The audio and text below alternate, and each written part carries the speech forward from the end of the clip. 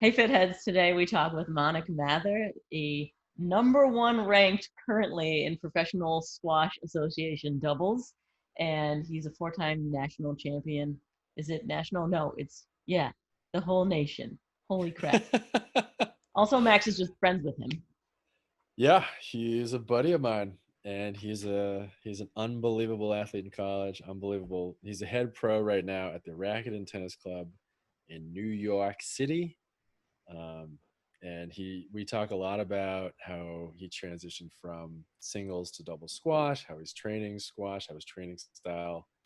I mean, that was to me that was the most fun. Was talking about how his training changed from college specifically, because I knew that I probably gave him a lot of bad habits, and changing after he ruptured his Achilles. Like, Yeah.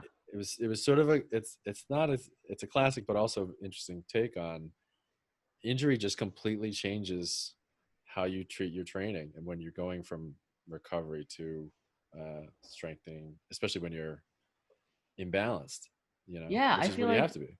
this recovery awakening is a common thing, and it seems to be happening more and more, especially with devices out there to help you track it. And we talked a lot with him about the kind of gadgets that he uses too, which is really cool.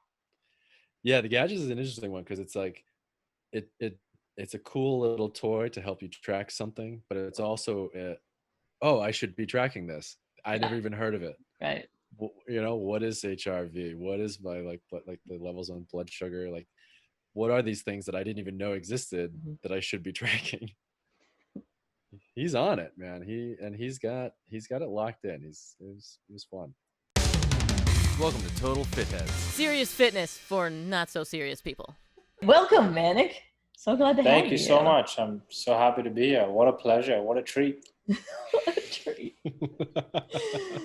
So you and Max were bros before this, right? That's how we got such a prestigious person on. Oh my God. Yes, I've known Max when he had sleeves on. So Max and I go way back. Um, back What? in Classic yeah, Mac. I first met Max 2006. Yeah, I think something Yeah, like that. Do you 2006, and he was living with my best friend's brother. And Max taught me about keg stands. That was my first introduction to Max Weiss. in the least shocking turn of events? I feel like hundreds of people have the same story about meeting Max. Oh my God. I I think thought, that was my friend got me. If I'm remembering this correctly, and again, this was 100 years ago, but I'm pretty sure that group of friends got me a keg for my birthday.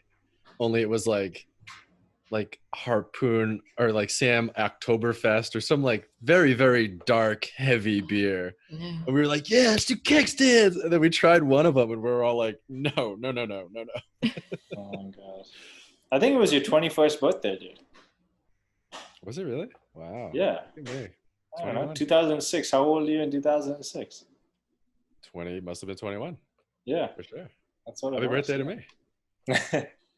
wow. February That's crazy. 7th, baby. Let's go. Whoa. Wait, Mike's birthday is like a day before mine. That's how he remembers it. Yeah. Oh, okay. I was like, that is a friend. How close are you guys? Jeez. No, it's just birthday brothers almost. Yeah, we had birthday brothers. We took a couple classes together, and then we both had winter sports. So that was kind of fun too, because we'd be stuck on. I bitch about this all the time about going back to campus in the middle of the winter. Connecticut in January, you can't beat it. Right. So it was fun to hang out. It was fun to have somebody to hang out with during winter season, because there was I think you liked a lot of people on your team. I didn't actually end up, spoilers, liking a lot of people on my my college sports team. Oh my God. It was fun. My best friends are still the guys that I played Yeah. college squash with. So very lucky to have met those guys. Yeah. Solid. 10 seconds. I forgot to charge my computer, so Love we it. don't want the computer dying. So We need that. we're back. Yeah, so that's how I know Max, and I met you today. So very exciting. Yeah. So glad to have you. And we were talking about this before we started recording, but you're now training people in person? Correct. Yeah, I'm the head squash professional at the Racquet Tennis Club in New York, and we just reopened after Labor Day. I know it's very, very quiet. I think New York City on the whole is very quiet, but it's good to be back at work. It's good to have some sort of normalcy. It's good to have some sort of routine again, and just do what I love. So it's nice to be back for sure. Nice to be Is on it court. normal, or is there are there things changed besides just wearing masks? No, it's definitely not normal, but there's a semblance of normalcy, so like I wake up at the same time every week. Like I'm making it to the club at a certain time, teaching a couple lessons, that sort of normalcy. But yeah, you're wearing a mask. You're not teaching a normal lesson. You're very distant. You're trying to be extra creative in terms of how to maintain a social distance in a squash court, and that's tough because the game's about literally sharing a box and trying to maneuver around each other, which is breathing heavily. Which is tough. Yeah, it's tough. It's really tough. So I had to call my mother because as a kid I wrote down all my favorite routines and drills, and I've forgotten so many of them that I was like, Mom, can you just send me a copy of that book? And it's funny to relive some of those little memories. And so yeah, I've been putting all my members through some old drills, and it's been fun. It's been really fun. That's cool. Is that when did you start squashing? Let's take it back to baby Monik. You got diapers and a squash racket. Wow. Back in Mumbai, that's where I grew up, as you know. I started playing when I was 9 or 10. I kind of watched a professional tournament at my club that I grew up playing at. And basically, it was on the cricket field, and every single kid in India played cricket, right from the day you could stand, you started playing cricket. And this squash court and stadium was installed onto the cricket pitch. So I was very upset that cricket was gone for 3 weeks, and it kind of forced me to watch squash, and I just absolutely fell in love with the game. It was an all glass court, which is how they play pro tournaments, and I was just enamored by the game, and all the pros who, funny enough, now play doubles with me and all very good friends, but they kind of got me into the game about 20 years ago. So that kind of made me gravitate towards the sport. And by the time I was 13, I was traveling around the world playing for India on the national team. And then fast forward to 17 and 2006 when I came to Trinity College and back to keg stands and wasn't as good at squash anymore. No, just kidding. But yeah, in a nutshell, that's kind of my journey. And Trinity College was a great experience. I got to play under Paul Asiante, who's probably one of the best, if not the best college squash coach of all time. And for me personally, he was great with the mental aspect and the psychology of sport aspect of things.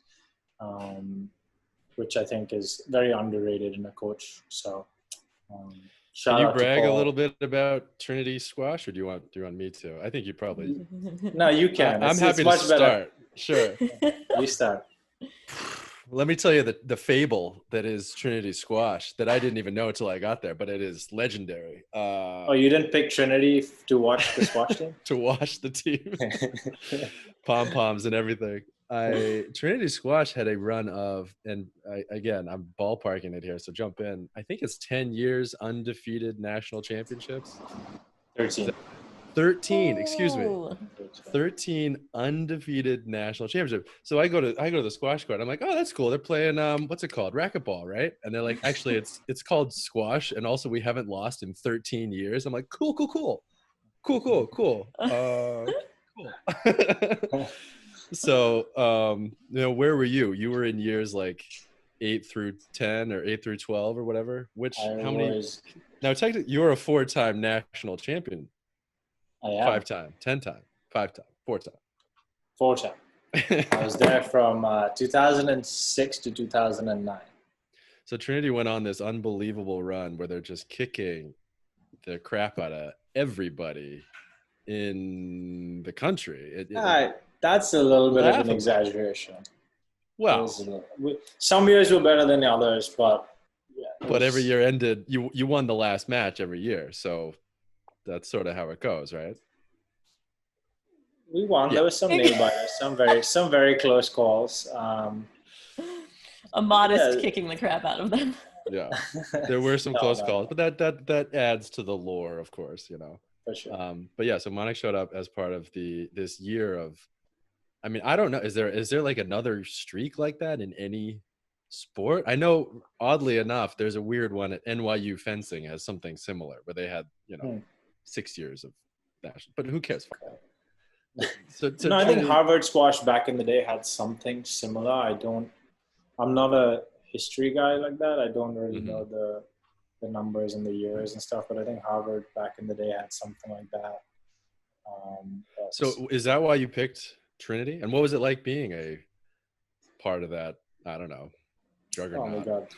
It was the best experience of my life in terms of playing squash, right? Like, I think it was even bigger than some of the pro events that I've seen. Like, we would pack that little stadium with 3,000 people for our big matches, and it was a young, rowdy crowd, right? Like, and that doesn't exist in squash anywhere in the world. So it was an unbelievable experience, and I wouldn't change it for the world.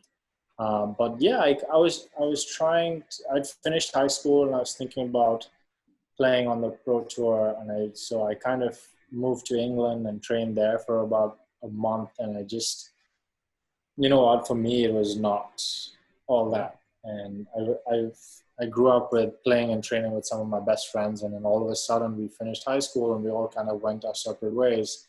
And just being alone, trying to train and doing squash and playing squash day in, day out, didn't appeal to me at 17. And I'm so glad that I kind of jumped. And Sahil, who's my best friend's brother, who was at Trinity at the time, was Max's year in college. He was like, why don't you come to Trinity? And that's kind of how that little dynasty was built. It was just, everybody was foreign, and we had our roots with our own national teams, and a lot of kids who finished high school and wanted to get a collegiate degree and continue to play at a high level ended up coming to play squash in the US, whether it was at Trinity or Harvard or Princeton or Yale, wherever they fell. So I feel like my generation, maybe a couple of years around my time, started to transform the game of college squash here. And now you see some of the best in the world, like the current number 1 or 2 in the world played at Harvard, graduated, I think 15 or 16, something like that. So, for squash, just to give you a little bit of background, when you finished high school, the trajectory was to go directly onto the pro tour and not really go to college and kind of give up college. And, but I think with US college squash kind of changing the dynamic and proving to people that you can still play high-level squash and then go on to the pro tour and have a successful career. That's evolved in the last 5 or 6 years, even on the women's side. Like, I think the top American girls are all within the top 20 in the world in the singles, which is incredible. So now the pro tour has people that are older because they've been through the 4 years of college. It's like shifting. Correct. So some people also play some pro events as AMs while they're in college just to get the exposure. But now you kind of see a lot of kids post-college at 21 joining the tour full-time versus at 18 joining the tour full-time. Interesting. It's like the opposite of figure skating and gymnastics. I feel like it just keeps getting younger and younger, and that is sort of aged up more. That's cool. Did you feel any pressure playing on a streak like that? Not really. I think playing an individual sport with a team kind of helped relieve that sort of pressure, right? Because you were one of 9 matches, and you had so much drive and passion for your team and your teammates that was enough alone. I think you didn't really think about all of that in the moment. And now too, it's just a stat, right? Looking back at school, like you asked me like 10, 12, it's pretty 13. cool. it's awesome, and like I wouldn't change it for the world, and I was so lucky to be a part of it. But in the moment, it didn't really matter, you know. How much of your college career was focused on studies versus like fitting in also training? And actually, this is a question for Max too. Like, I imagine you're dedicating a ton to your sport, but then also you have to learn. I mean, I didn't do it very well. I remember getting like really good grades in the fall, and then over winter my grades like took a fucking nosedive, and then in the spring they could pop back up again. So that was sort of my year. But I think, you know, there. That being said, we also figured out a way to balance it. I think any college athlete, you have to figure it out. And I remember one year there was one semester where the group of us, we were all winter college athletes, and we said the same thing happened to us the year before, and we were like, okay, well, let's just like figure out our schedules, you know, like this is how much training we're doing, this is how much library we're doing. As soon as that gong hits, we're back at the house, we're drinking beers, you know what I mean? Like it was very regimented.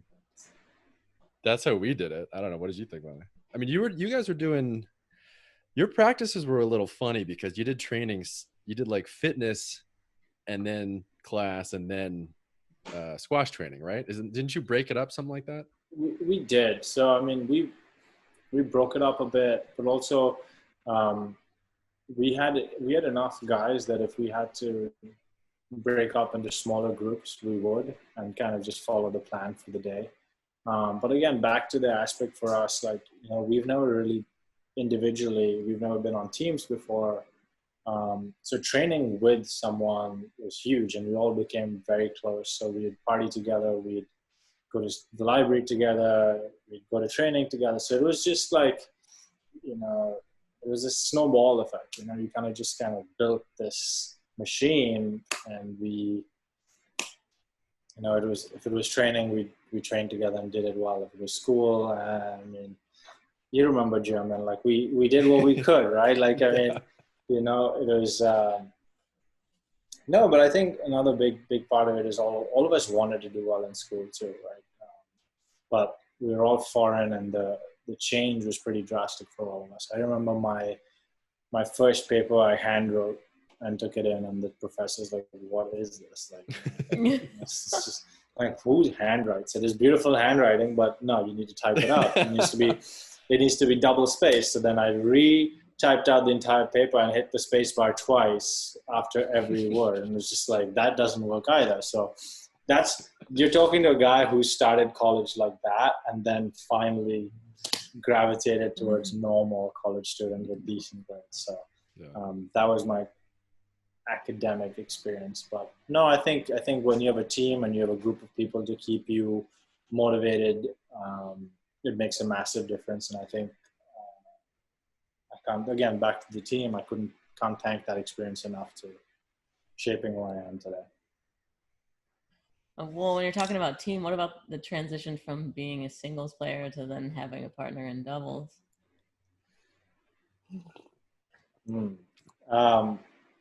Yeah, so I mean, all our sport in college, I grew up playing singles. And then once I graduated from college, I kind of was done playing and done competing. I had, you know, 13 years of it nonstop. So I kind of focused on teaching for a little while, and then I was introduced to doubles, and I didn't know that this doubles tour existed. And I love to compete. So it was one way to kind of get my foot back into the door of competition and teaching at the same time. But it was like learning a new sport all over again. Like, it's a different ball, different court, different strategy, which was fun. So, you know, it was still playing squash. So if you played squash singles, you have a little bit of an advantage learning this new form of squash, which is doubles. Mm-hmm. But again, like, I love traveling with my partner. Obviously become very good friends over the years. The guy I'm playing with now, his name is Chris Callis. He played at Princeton while I played at Trinity, and my last college match was against him. So it's kind of like full circle, arch rivals, I guess, but a very good friend. and now we play on the doubles tour together. So it's like, it's a very small community of guys, of squash players. Like the doubles tour is full of the guys that were playing on the singles tour when I was 9 or 10 in India, that are about to retire now, and like I'm playing with my former college squash rival team. But yeah, no, I think it's a great way to still keep competing, working towards a goal, and creating structure, I think. So you told me once that singles is or doubles you need, it's I don't remember what you said. I think you mentioned that it was more physical, or I think you mentioned like you just need more muscle or more mass. Explain. The ball's way heavier. Is that what you said? The racket is 500 pounds. No, it's not that. I just feel like with single squash, the actual pace generation aspect of the ball, this ball speed, is not as effective as it is on the doubles court. The doubles court, if you can hit the ball hard and from tight, precarious situations and positions, that's huge. You also 4 people on the court, and even though it's a bigger court, you're fighting for a smaller amount of space. So your rotational aspect is tricky. So if you're scrawny like I was in college, I think, right? Like nobody said that. It's pretty easy to get pushed around, right? So that's the one aspect of it, being stable, like, making sure from a core stability standpoint and rotational stability standpoint, you're very strong, but at the same time also coming through to the ball with the rotation aspect of it, you need to be a little stronger. But on the singles court, it's all about flexibility and the stability aspect and the movement speed. Whereas with doubles, I feel like it's your physical strength along with that core stability and rotational stability that's important. Interesting. So a big part of it is not getting pushed or being able to hold your ground. Is that holding your position is huge with doubles, right? It's because that ball travels so much faster that an inch or 2 inches away from what you're meant to be covering can be exposed very, very quickly. So do you train differently then now for doubles? Yeah, for sure. Whether it's off the court or on the court, I train very, very differently. Yeah, I think with single stuff, it was very cardio and endurance heavy. Now it's more obviously like the racket work stuff is pretty time consuming. Like you have to be very sharp, but I'm also spending a lot more time off the court in the gym, just trying to make sure that I feel strong. But I think the biggest takeaway from both is that I'm not playing both sides of the court. So I'm playing my forehand only on the doubles court. So when I'm in the gym, I also can make sure that the other side of my rotation is staying equally as strong. Otherwise, there's a constant imbalance being created between my left to the right versus my right to the left. So, your anti-rotation, I guess, is what they call it. So those things are very different in comparison to single squash. Is it a huge advantage being a lefty? Yes, huge. Huge. The only time. No, it's an advantage, I think, in most racket sports, right? Like, I think for the most part, people are stronger on that forehand side, just as an average. Some people are stronger on their backhands, but, so when players revert to their tendencies to a right-hander's backhand is a left-hander's forehand, right? So you end up playing to someone's strengths under pressure as a right-handed player. And with a lefty in double squash, your reach is so much more on that particular side of the court, right? Because a right-handed player can only go so high with that rotational aspect. And even if you do get up here, it's very hard to generate any sort of power or pace or any of those things. Whereas a lefty can actually still come down and rotate and make an impact on the ball, So, having Chris is right-handed, I'm left-handed, so having both of us playing our forehands in doubles is a big advantage. I think it's a bigger advantage in doubles than in singles. No, I know it is. Right. Okay, yeah, of course. So then you're saying someone that plays your position that would be right-handed, he'd just always be hitting backhand? Or do they have do they just have a bunch of lefties running around? You have cans of tuna and shit. No, it's only a handful of us lefties, but there are ways to work around it. So like you can always still, like in badminton, you can still wrap around and hit forehands over your head. So some guys tend to do that, and at a certain level, you try to encourage that just so that there is some sort of strength and less fatigue. I feel like people can get more fatigue up here all day long versus coming around. But again, it depends on you as a player and where you feel strongest.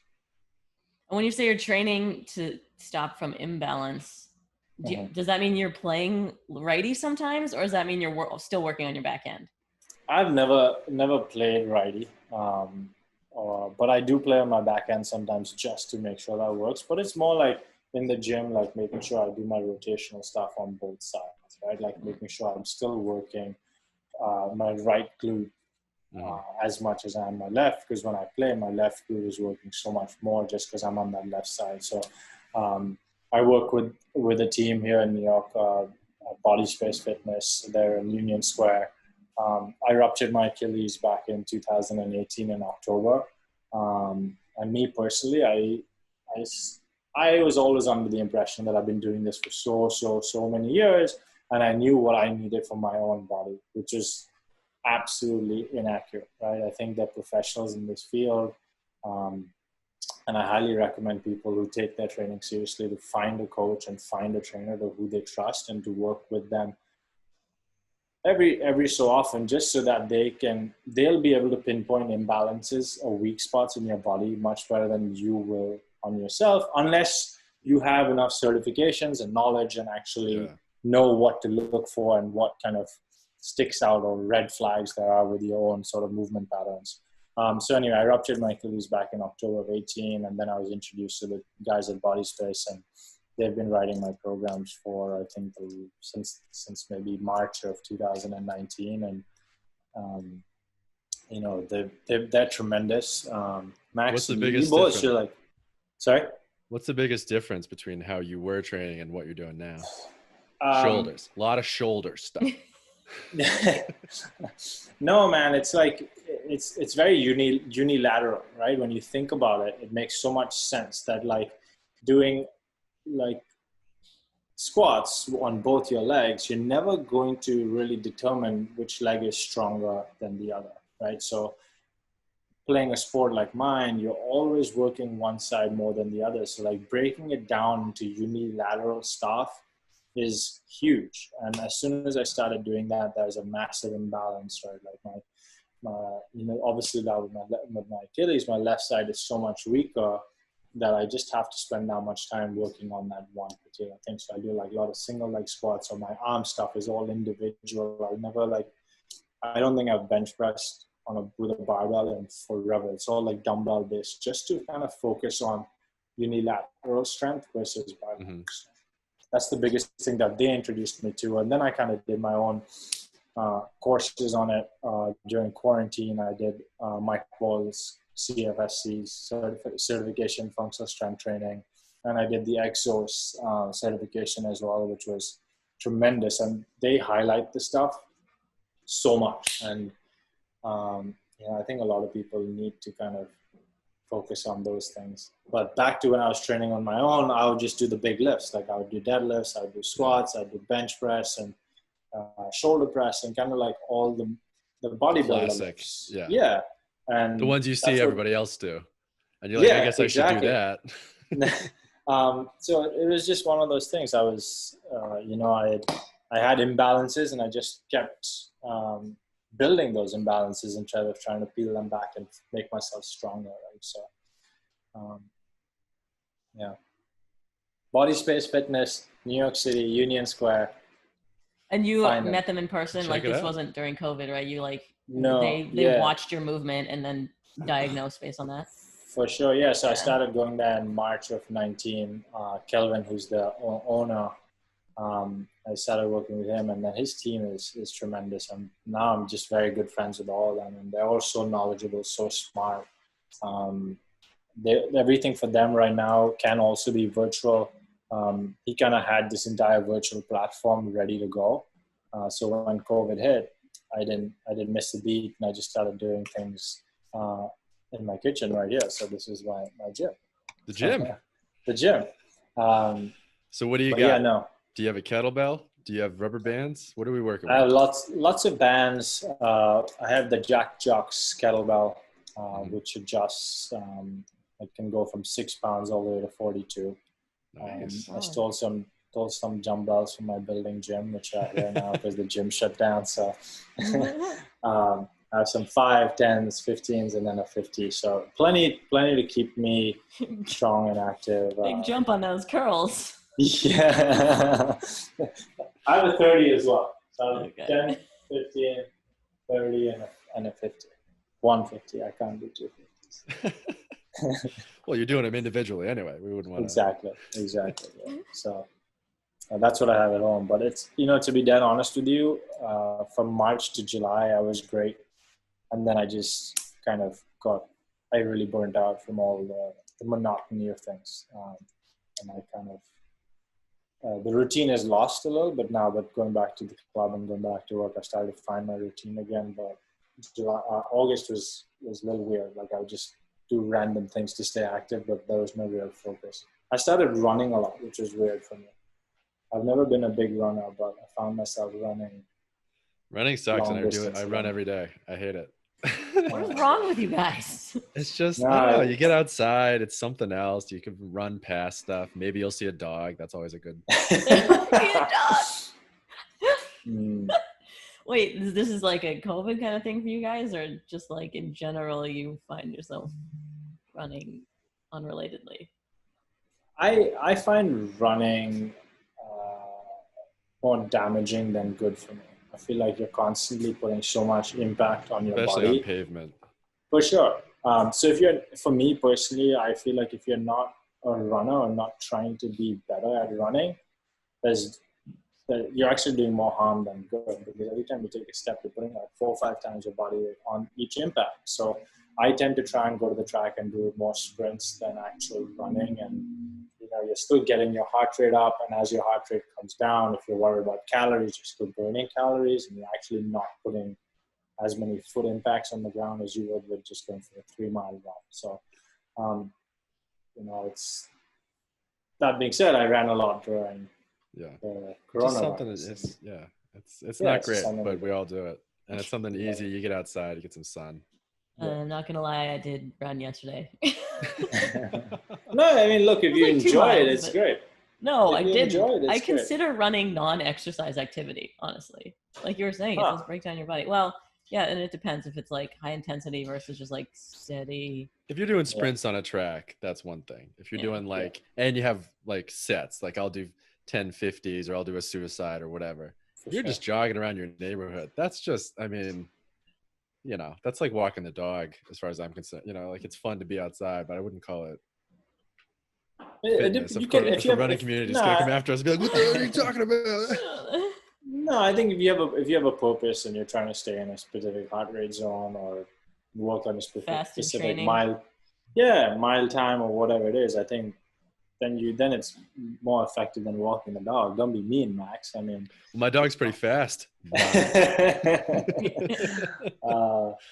But have you ever done sprints where your rest is based on your heart rate instead of actually just being like, I'm going to sprint and then rest for 30 seconds and then sprint and rest for 30 seconds? I've done that with hiking, like running uphill hikes, and then I'll get to a platform and wait until my body is ready again and then go. Yeah. Nothing too scientific. I find that super effective for me in trying to build some sort of endurance. And recovery, like short term. Yeah. Like you'll get better at bringing your heart rate down faster. 100%. 100%. How are you tracking your heart rate? I use my Whoop, which I love. I wear it all the time. I've been lucky enough to have been wearing this since 2016. I think this is HRV tremendous. Before it was cool. Yeah, exactly. Now everybody talks about HRV, right? Like everybody's all about it. It's a great device. I look at it every morning to see my recovery, especially now because they have a respiratory rate reading, which kind of helps determine if you are on the path symptomatic for COVID-19. Yeah. So all of a sudden you see a spike in your respiratory rate. It can be, but I don't think it's 100% proven. What's your recovery percentage today? You in the green? Ooh, no, I'm not on the green today. I think I had a long day of lessons yesterday, so I was 48 today. Ooh, I was 49, and I had a long day of 3 glasses of wine at dinner. So you went too? That's awesome. Yeah, I check it every morning. I don't have it on right now. I found myself just putting it on at night and using it for recovery, but I don't like it for training. Have you found like it's pretty good at heart rate whenever you're sprinting and then resting and then sprinting? I see. Yeah, I think it's good, but your recovery metrics also need to factor in your day strain, right? So if you're not wearing it during the day, your recovery stats are going to be a little off. Well, I think it still tells me my HRV, even though it. Right. Also, what I was doing is strength training with it anyway, and it'd be like, "Ooh, why'd you sit on the couch all day?" And like, no, I just spent 2 hours squatting. What is wrong with you? So I just use it only. For the strain is heavily based on heart rate spikes and like staying in higher zones. But I also bought this thing, which is the Garmin Phoenix 6, which I love. It's cool for like track workouts and actually going on runs and things. And the bonus feature is golf, which I started playing a lot of this summer, so it was helpful. So I'm like wear both all the time. And I got an Aura on too. I check. Oh, nice. How do you like that? How do you like the Aura? I think it does better with calorie tracking, actually. Does the Whoop tell you that you should be eating less than you are? I've never counted calories, so I don't really. So you don't really know. I don't really know how that would work. But it's interesting just to compare. And I also have a mattress that tells me my HRV. So every morning I have 3 different devices I check to see how I slept. Are they similar? There are times where they'll like most of the time they kind of head in the same direction. They're not the same number, but they're the same trend, if that makes sense. Okay. So all of my devices know that I drank last night, if that makes sense. I hope it was worth it. Absolutely. Okay. Just once in a while. Come on. Yeah. Which device do you prefer the most? If you had to pick one, which one would it be? Well, this is interesting because I know you use a chiliPAD. I like my mattress because it also cools and improves my HRV. So all of that in one is fantastic. chiliPAD is an absolute game changer. And what is it? What does it do? Tell us about it. All right, Max, let me tell you about this thing. So, in the last maybe year and a half, the whole sleeping cool thing has been what a lot of people have spoken about. And I tried it with my AC and everything, and it does help. But sleeping on the chiliPAD, it is a very thin mattress or blanket that you put under your fitted sheet. And it has coils that basically feeds cold water through that section of the bed to keep you at a certain temperature. So I set mine at 60 degrees. 60? 60, yeah. Whoa. So it keeps my body at 60 degrees through the night, and then I have it set to warm up as I need to wake up. So it's 8 in the morning, it'll slowly warm up, so it'll wake me up. But I have not had a sweaty night of sleep in a year or so since I've had that thing. I sleep deeper, I sleep longer. My deep sleep has increased maybe 30% with it. That I've been tracking with Whoop for years now. It's the best money you can spend if you want to start sleeping better and recovering better, right? There's no better way. And if you want a little discount, ManekMathur.com. Yeah. Perfect. You got a Whoop. No, but it's true. Too, huh? They have a sale going on now till the end of the year. So if you're in the market, it'll save you on your AC bill too, because you don't need to cool your room down as much. But sleeping cool. Max, have you slept cool yet? He just got a chili mattress. We got a similar one, 8 sleep, and I did my first night last night. I was so psyched about it, and I gotta tell you, a little monkey wrench in the old machine there is when you have a cat that jumps on your face all night and screams at you and slaps you in the face. I don't know what's going on. My cat lost his shit last night, and was just punching me. So I don't feel super well rested. But I know I didn't sleep too sweaty, which is always a nice thing. I sleep hot.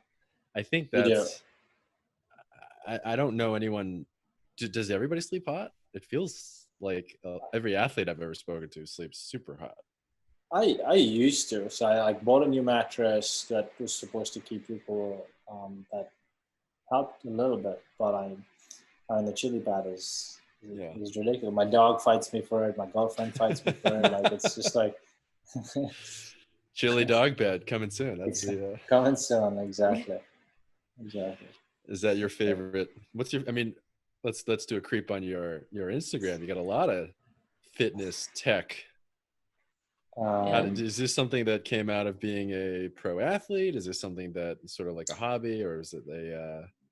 No, so I think it all started when I ruptured my Achilles, right? So I think up until that point, I thought I was, I still trained and behaved like I was 21, like, did a lot of different things and didn't really focus on the other 22 hours of the day, right? So that kind of was like for most people, it was a big wake up call, and I tried to like figure out why it happened and what can I do to keep playing. Not like anything else. I just want to keep playing and keep doing what I love, but also maximizing my recovery and performing at the highest level and focusing on the other 20 hours of the day that I can, right? So it's food, sleep, hydration, all that kind of stuff. And that's kind of what got me into all these different things. And Whoop was at the start of it all before the injury. And then the chiliPAD came along, which has been huge. Like I've already mentioned, it's been huge for recovery and performance. I wish there was a travel version, because if I could travel with it and take it to hotels and things like that, I would for sure. But there isn't. So, Chili, let's get a travel version going. Get it together. Or just plus, get installed in all of the hotels that we would that ever would go be to. so cool. There we go. That would be so cool. Yeah, I think that should be a standard. It's good for And the you just environment. like sync your data with whatever bed you're sleeping on. Yeah. It already knows how you sleep. But then it didn't sync for me, and now it's 60 degrees in the middle of the night freaking out because you were there before me. It doesn't feel like 60. I'll be very honest. It doesn't feel like 60. My room is normally at 68, and then the bed I just keep at 60. I just like it really low. I don't think it's actually 60 degrees, but whatever. Well, because your body is fighting it, right? So if the bed is 60 and you're 105, whatever the fuck. Yeah. Hopefully not. That means I have a fever, Max. Well, maybe you're just warm from working out. Just run hot. And then I also love my Normatec and Hyperice products. So the Normatec, I'm not sure if you know what that is, but it's the compression system that basically helps flush lactic acid out and send fresh blood into your limbs. So the hip attachment is my favorite. It's the hips are hard to kind of stretch and get blood flow. So I mean, it feels like you're getting squished by, I don't know, what are the big strong snakes that kind of just like wrap around you? Python. Yeah, the pythons, the anacondas. Yeah, anacondas, exactly. So it feels like that, but once you're done, it's tremendous. Like that sore, tired leg feeling is gone pretty easily. It's like in your hips part. I've used the ones that are like boots that come up to your hinge. Is there something different that you're talking about, the hips part? Yeah, so the hips is basically like a pair of shorts. You slide them on. Whoa. And then, so they go from your knee all the way to maybe like your floating ribs, I guess. And then it basically compresses from there. And like it gets your glutes, your quads, all that good stuff. So it's mad, really cool. And then Hyperice, obviously, a lot of y'all know the Hypervolt, which is one of them. But I think that the heat and cold technology is superior. They do a lot of cold packs, and the venom for your back and stuff is tremendous. I think I've used the ice packs force play.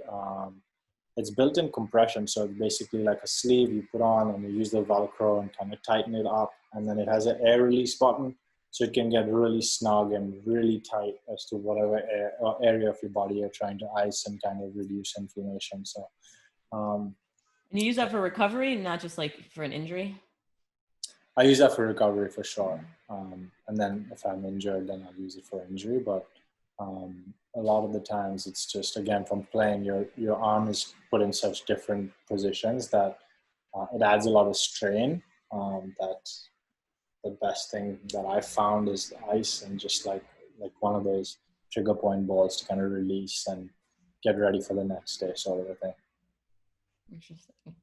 Yeah. And those boots, have you found that like you can recover faster? It's like help with soreness and then you can get back to training more? Or? Yeah, I mean, the Novatech boots is one of those things where right after I'm done, I can feel like my legs are more fresh. So like say you've done like a big squat and deadlift day, you've obviously stretched and you come away, but you still have like that fatigue and like that kind of pain going through your legs.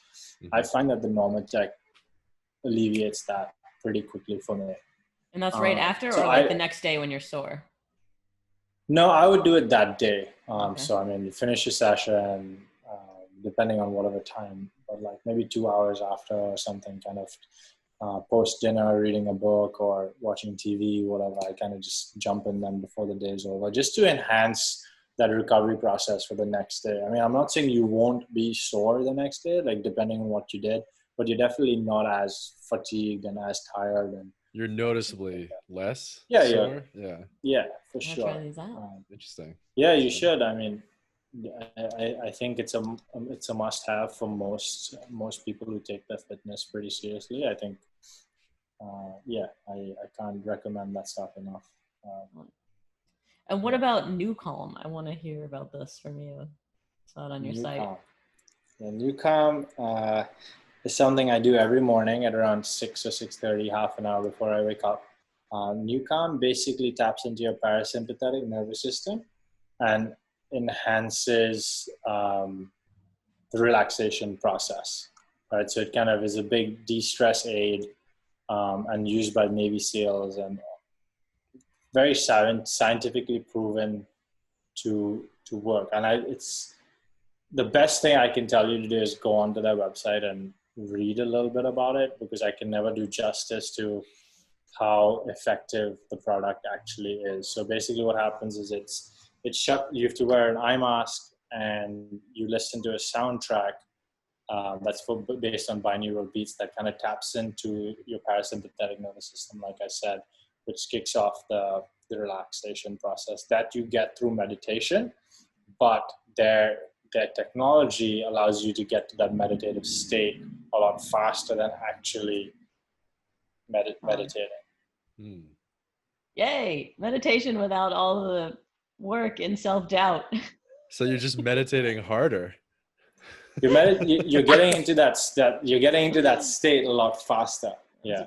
Hacking your brain. That's awesome. Exactly. I hate it's meditating. like a little biohack. But if you guys want, I can try and get them to send you a couple of patches and stuff like that. They're tremendous. Yeah. I meditate all the time. I hate it. Do you? I don't see you as the meditating kind of guy. It was my New Year's resolution, and I've I've missed 10, 20 days all year, and it sucks, and I hate it. And I find that I joke about it because yes, obviously it sucks and I hate it, but I've also noticed a couple of times where I'm like, man, I should be freaking out about this right now, and I'm not. That's interesting. Maybe that's the meditation coming through. But no, back to Newcomb. They have like this power nap feature, which is about 23 minutes, and that's one of those things where like most of their soundtracks are about 50 minutes, and for me that's a little too long, so I tend to focus on the 23 minute power naps. And say sometimes if I do it at 1 o'clock or that post lunch sort of lull, as per se, and I just come out feeling so refreshed. I don't need to like grab a coffee and things like that. It's just, it kind of gives you that energy of a power nap, and it also helps you relax and de-stress and kind of just be ready for the next half of the day. I also wouldn't recommend doing it after 4 or 4:30 because that tends to affect your sleep for the night. Meaning you have So it's trouble more. sleeping, or it makes you like want to sleep right then? No, you have trouble sleeping because it gets you a couple hours of deep sleep, or depending on how long you do it for, it kind of helps with your sleep need and your sleep lag, Oh wow, essentially. interesting. So yeah, That's I've had crazy. trouble falling asleep if I've new come a little too late. And I spoke to the CEO and I was like, hey, do you know about this? And he was like, yeah, absolutely not. Don't new come after 4 p.m. because that will start affecting your sleep for that night. So Weird. interesting. Yeah. Yeah. Oh. That's weird.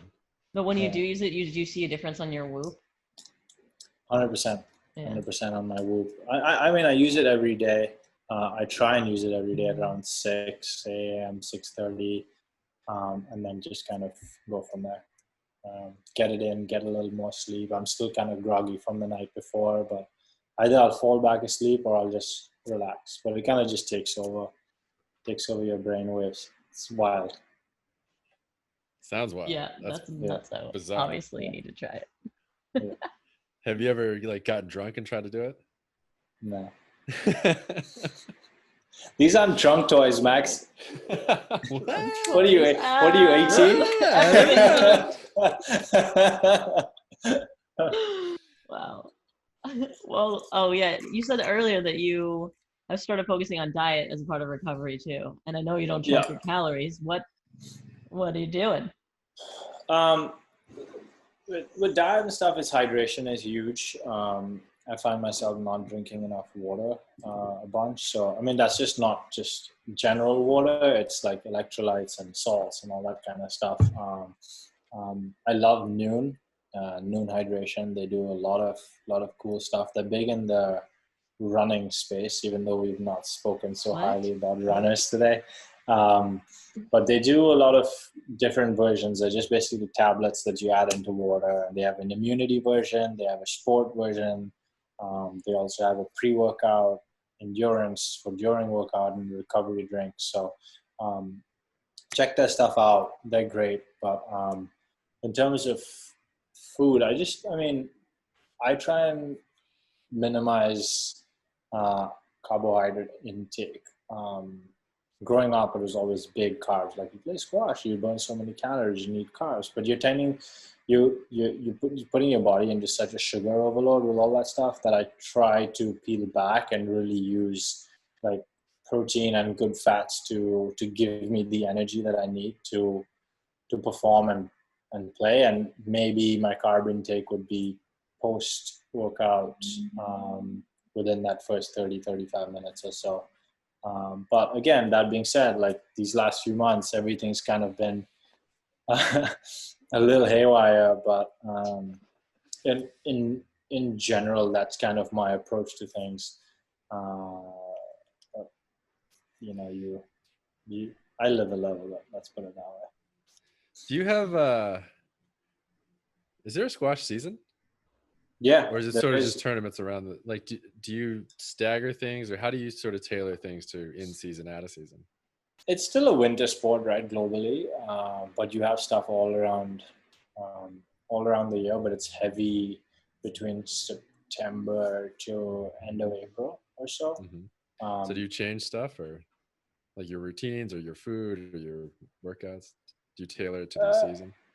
no, I try to keep things uh, pretty straightforward. If it's a gym session, then I'll make sure I'm not doing anything that will keep me sore or make me feel heavy, I guess, right? Like I'm Hmm. not gonna if it's a squat of like 100 pounds and I'm doing 5 reps and that's what I'm doing, I'll try and do maybe 30 pounds and do 10 reps or something. But just Hmm. trying to, because your season is also so long, like a lot of people forget that if you start your season in September and you don't lift heavy till March or April, you're actually losing, and you're losing muscle mass and you're making less and less gains. So then when April comes around, you're just spending time trying to build back up. Why not just try and maintain and stay Hmm. as strong so that when April comes around, you're actually as strong, if not stronger, and then build your base should just get that much better and better and better, right? Like that's something that Mike Boyle talks a lot about as well in his little training certification.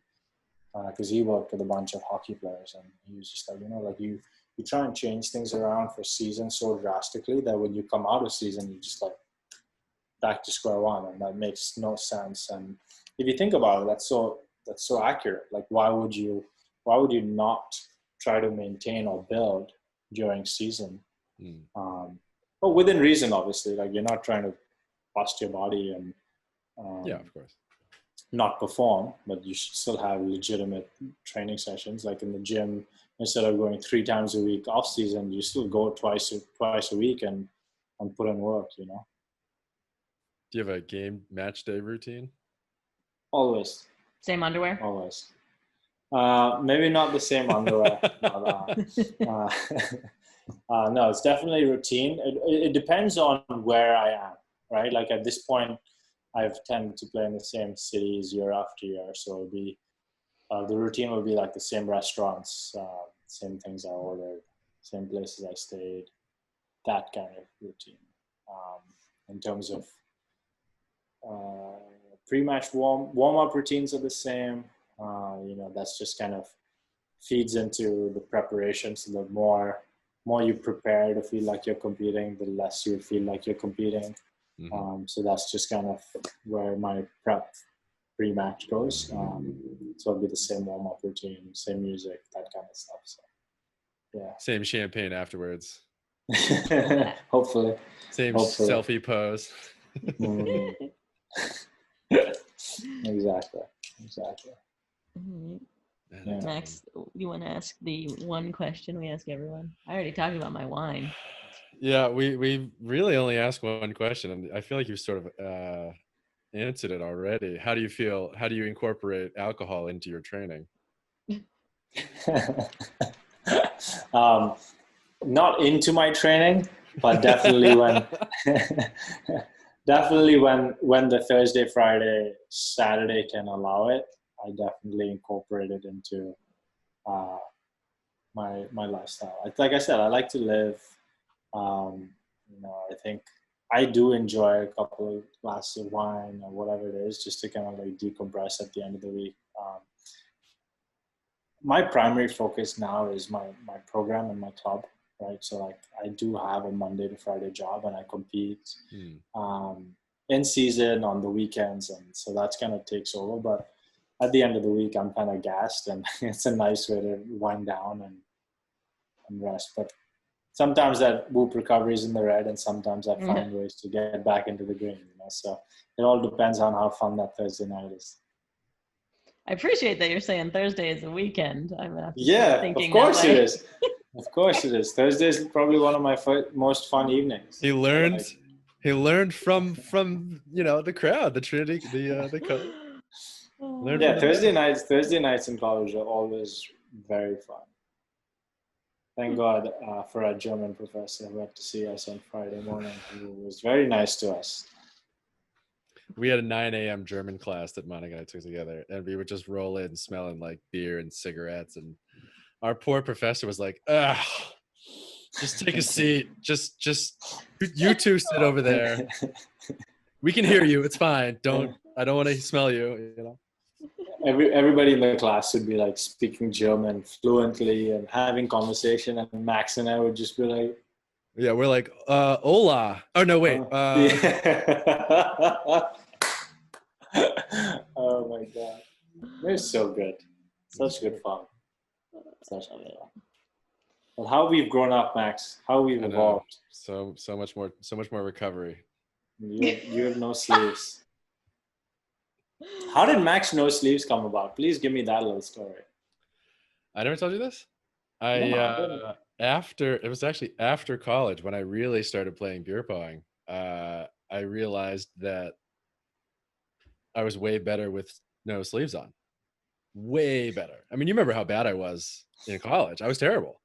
But somehow the year after I graduated, we just kept it going because so our apartment, we had a beer pong table in our living room instead of a dining room, or in our dining room, I guess, instead of our dining room table. And I realized that I was way better with no sleeves, to the point where I'd play a game, be losing, and be like, hold on a second, run, change, like Clark Kent, Superman, come back and crush everyone. And then one day I needed a Twitter name, and I was like, well, there you go. It's easy peasy. Max No Sleeves. Wow. There it is. There you have it. The legend that is. The legend. Yeah. Exactly. I just thought you were born with no sleeves. This is a way better story. No. And it's crazy too, because I loved beer pong, but I remember being so incredibly bad at it. But then, you figure out what works for you in your sport. It's sport specific training. That's what we're really talking about here. Some people wear compression. Some people just cut their sleeves off. Some people get good sleep. Ali, what's your sport? I don't. What do you do? I was a figure skater in my youth. Okay. Now I don't know. My sport is lifting heavy things on Instagram. Got it. Yeah, but you've changed my mind. All I do is like barbell stuff, and I probably should focus more on unilateral. I know I have imbalances, and yeah, and the minute you start, it'll be staggering to see, like, because even when you're doing barbell stuff, sometimes I'm sure you feel like one side's pulling more than the other. Sure, totally. So it'll be really good. I mean, I'm not saying anything, God forbid nothing will happen, but I think down the road for injury prevention and stuff, it's much. I mean, you can still do bilateral stuff, but like maybe one day in your program focus on the unilateral aspect of things and really train. It is crazy, and I know a lot of people, the injury sort of spurs that learning, or like spurs people to figure out how much stronger one arm is, or one leg, or their balance, or whatever. And talk about making lemonade. I mean, how was the Achilles injury? That must have been scary for you. Dude, it is. I mean, it's still scary, right? Like I worry about the other leg a little bit, but I can't do a calf raise on the left leg still with one leg. Like it's just toast, right? Yeah. So now talk about training and playing, like you have to alter this stuff a lot, right? Like now this is the cards that you're dealt. How can you still make it work, right? So it's definitely, I'm doing calf raises as we speak, right? I'm sitting and I'm trying to get up on my toes, trying to work it. Like it's just become, awesome. It's constantly training. Honestly, it's become habit. It's become habit, right? Like I cannot get onto my big toe on my left foot because there's just not enough strength. And so that's what's scary about it. It's a real life-altering injury. Forget the sport. Like, for sure. I had to get new custom pants tailored because my calf is so small now. Just the one side. We'll send you a new anklet. The one side, exactly. Do people still wear anklets? Is that a thing? Only you wear anklets. Back. I don't think anybody wear anklets. Well, this was awesome chatting with you. Thank you for coming on. Thank you for having me. It's been so fun. It's a pleasure to meet you, and obviously good to catch up with you, Max. It's been a while. It's awesome. Yeah, heck yeah. Hope you guys are staying well and safe. I didn't ask that in the beginning, but are your gyms open? No, everyone's working from home, or working out from home, or working out outside, or it's bizarre. I just walked past a Pilates studio today, and they had all of their reformers, or whatever they call them, those devices, like all lined up outside of the gym, like doing Pilates out on the street. That stuff, that is so hard. Have you guys ever done one of those classes? I don't want to get too bulky, so. Oh my gosh. All right. So how can the fit heads find you online? And you can find me at Manek Mathur, MANEK and my website with a bunch of discounts about the stuff we've spoken about is manekmathur.com. And if you have any questions about anything, you can always contact me on Instagram or my website. So either or works. Sweet. Well, thanks again. No, thank you guys. Thank you so much for having me. It's been really fun to chat and laugh.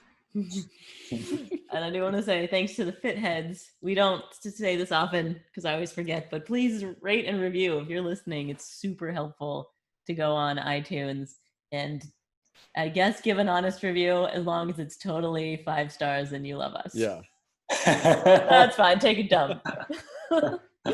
Any review helps. Thanks. Welcome to Total Fitheads. Serious fitness for not so serious people.